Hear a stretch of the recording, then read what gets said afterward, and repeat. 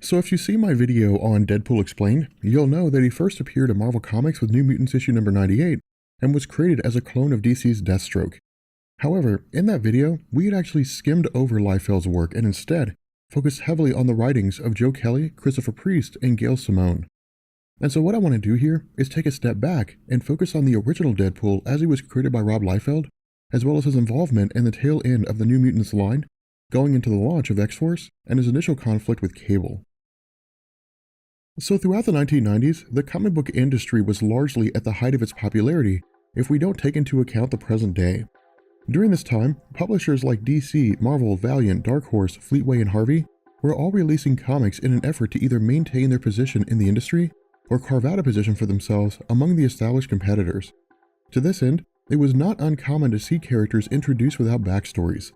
The reason for this was that the industry was moving a mile a minute, and while mainstays like Batman, Superman, Spider-Man, and the X-Men were heavyweights, at the time, publishers were continuing to look for ways to expand the industry as a whole. As a result, and within Marvel, story arcs were written and ended involving major characters or teams, but saw the introduction of heroes like G.W. Bridge, Bishop, Gambit, and Cable in an effort to test fan reception, meaning that if readers enjoy these characters, Marvel would expand on their roles. If not, Marvel simply killed them off or wrote them out of the story, never to be seen or heard from again. At the same time, and following its creation in 1982 by writer Chris Claremont and artist Bob McLeod, the New Mutants line proved to be wildly popular in that it focused on a young team of mutants with relatively exotic powers coming together under the tutelage of Charles Xavier. Designed to be a throwback to the original X-Men comics of the 1960s, because Claremont was considered the definitive X-Men writer, almost everything he touched at the time that involved mutants was considered gold, and readers flocked by the droves to grab the series. While New Mutants did slump for a time in that it wasn't quite out of the game, but it was certainly being handed its hat, the title was handed over to Rob Liefeld in 1989, who reinvigorated the line by removing the characters from the leadership of Charles Xavier and placing them under the guidance of the newly created Cable. Planning to cancel out the New Mutants series with issue number 100 and relaunch it under the title of X-Force, with New Mutants issue number 98, Rob Liefeld and Fabian Nicieza initiated a three-part story titled The Beginning of the End, running to issue number 100 that fulfilled this purpose, but also saw the introductions of Deadpool and Vanessa Carlisle. Having said that, I want to shift our focus to shining some light on Cable and clearing up some of the confusion that may exist out there for new readers. As a character that originally appeared in Uncanny X-Men issue number 201 in 1986, Cable is the son of Scott Summers and Madeline Pryor, the clone of Jean Grey. At the time of his creation, Mr. Sinister was still a large part of the Marvel continuity and had harbored a vendetta against Apocalypse for bestowing Sinister with immortality.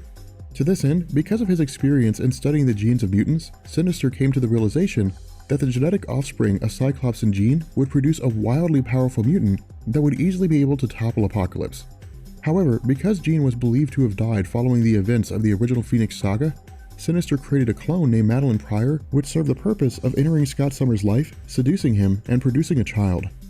Where the intention of Sinister was to allow the child to grow naturally, only intervening when its powers manifested, Apocalypse became aware of Sinister's plan and kidnapped Cable as an infant.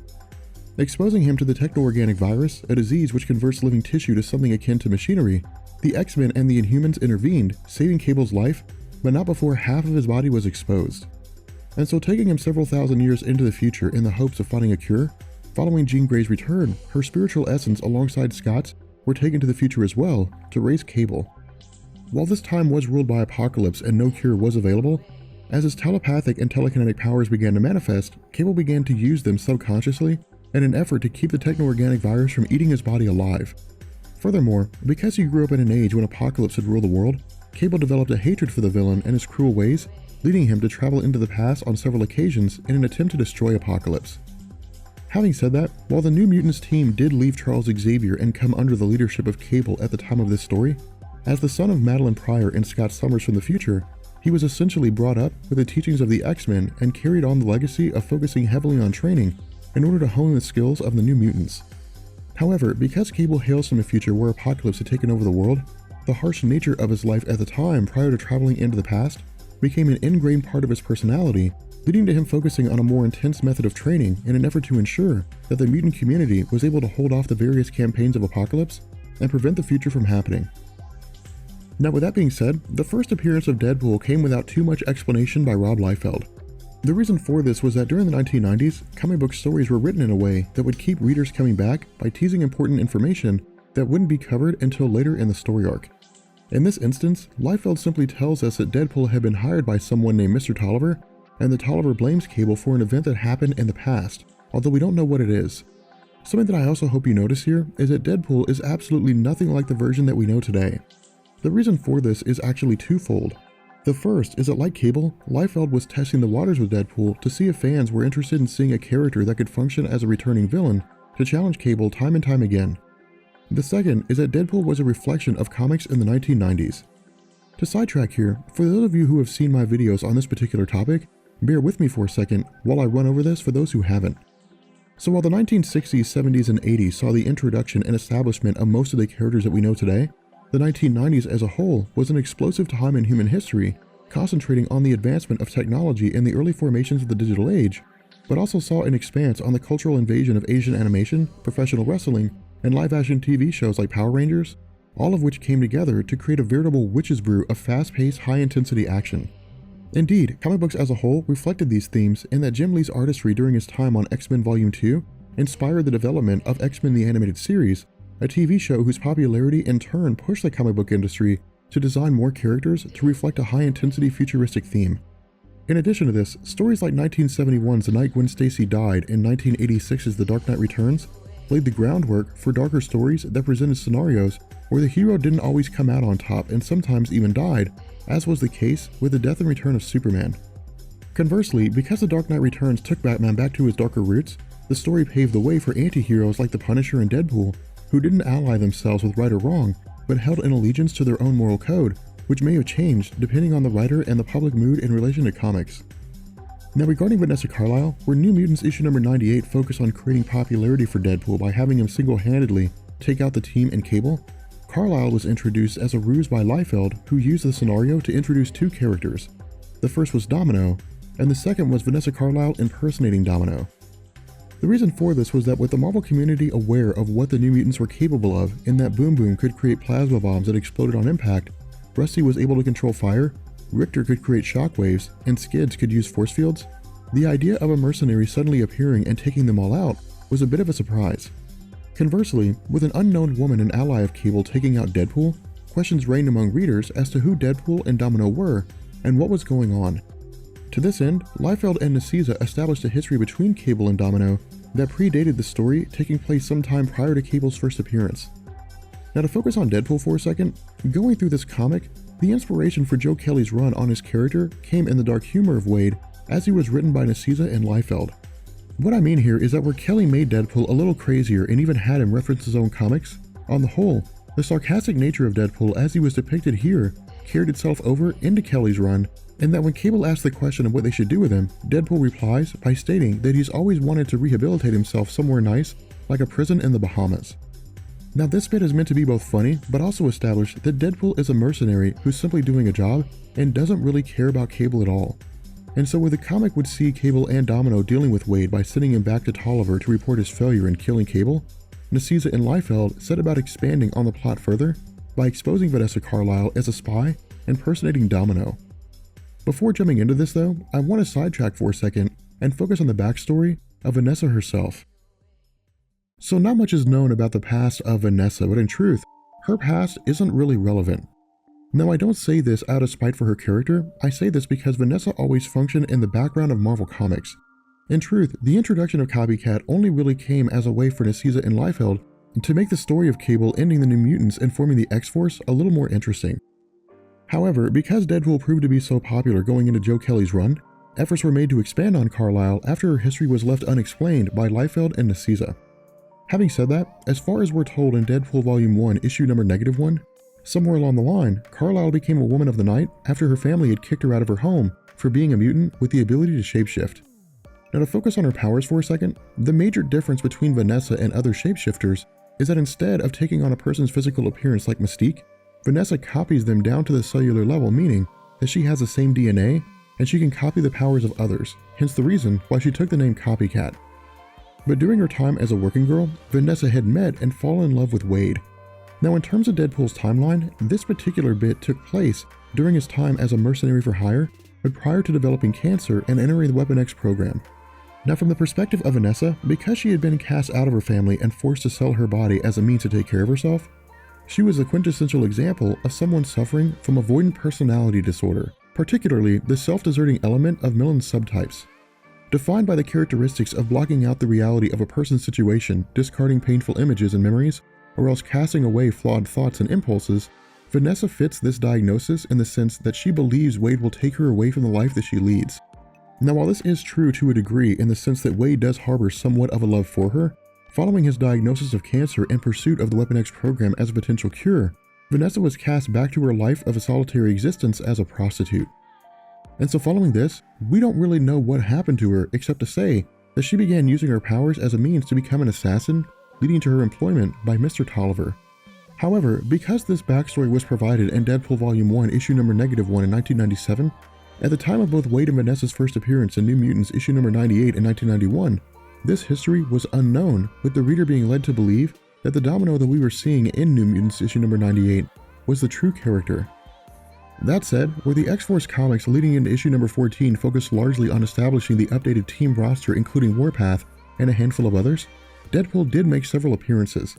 The reason for this was that at the time, Liefeld and Aziza were taking the time to add some meat and potatoes by establishing that Wade was doing more than just attempting to kill Cable.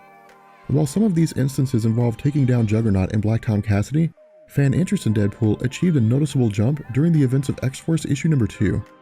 Centering on a battle between Wade and Garrison Kane, a former member of Cable's team who was believed to have died in an explosion, the rise of Deadpool's popularity began when it was revealed that Kane had survived the conflict after being abducted by the Weapon X program and reconditioned as a villain. Now, the reason why this bolstered Wade's popularity was that while this story was progressing in X-Force, Marvel was releasing the Marvel Presents series, which focused on Wolverine's experience at Weapon X.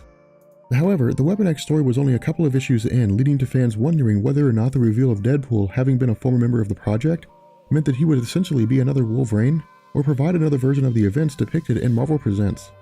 While this didn't happen, because fans had been reading heavily into the actions of Deadpool during his appearances in X-Force, if only by association, a fan base started to grow regarding his dark and sarcastic humor. To this end, Deadpool's reemergence within X-Force regarding the reveal of Vanessa acting as a spy didn't come until issue number 11, and the revelation that Vanessa had been working for Mr. Tolliver and was assigned the task of killing Cable. However, because Vanessa's time with the team had satisfied her need to belong and have some measure of family, she essentially abandoned her mission and even fell in love with Cable.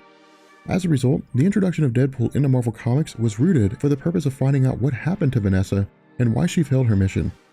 Now, to sidetrack for a second, I want to provide a bit of a discussion on who Mr. Tolliver is.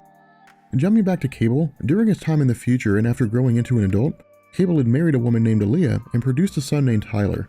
However, Tyler was kidnapped by the villain Strife and subjected to torture and mental reconditioning, eventually re-emerging as a villain. To this end, because Tyler had put Cable in a position where he was forced to shoot his own son, while Tyler survived the encounter, he traveled into the past during Cable's time as leader of the New Mutants, leading to the current situation.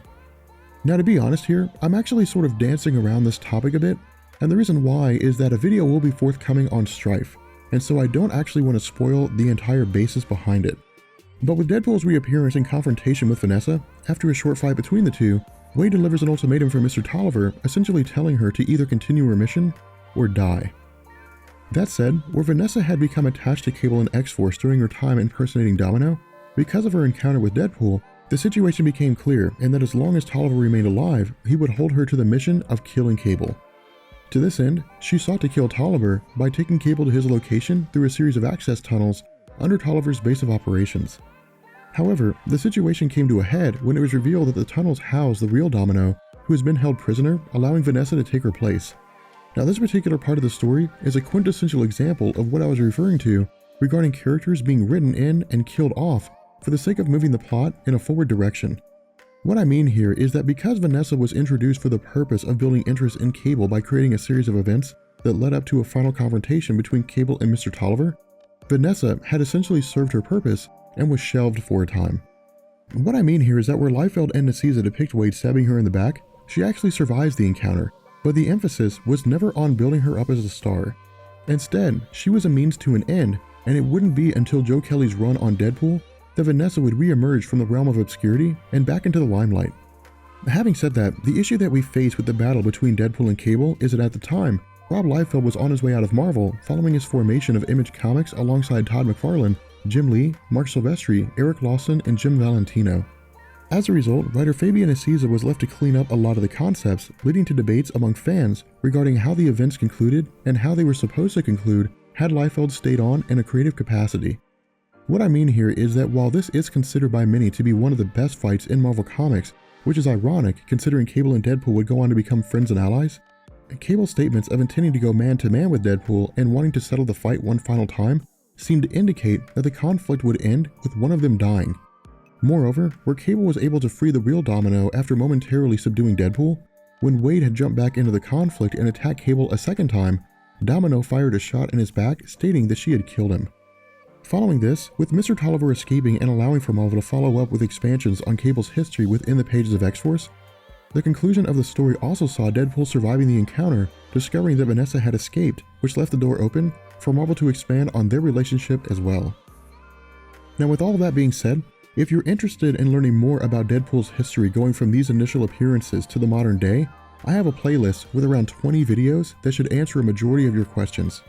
But something to know is that I will be adding to it over time, and so if you have questions that aren't answered there, feel free to send those questions to me on Twitter, and I'll answer them as best I can. With that being said, we're going to bring this video to an end, and I will catch you guys later. Peace.